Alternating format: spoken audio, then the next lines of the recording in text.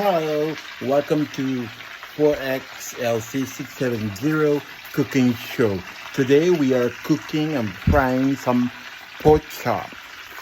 I put some paprika, garlic powder, and MSG. Pork chop. And we got one remaining here. And of course, I'm sorry.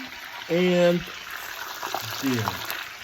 So please don't forget to subscribe. We're trying to hit 5 million or 6 million or 10 million YouTube subscribers.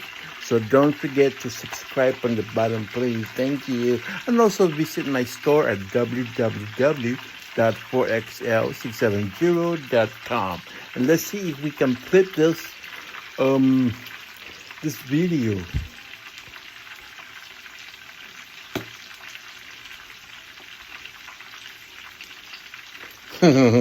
Bye-bye.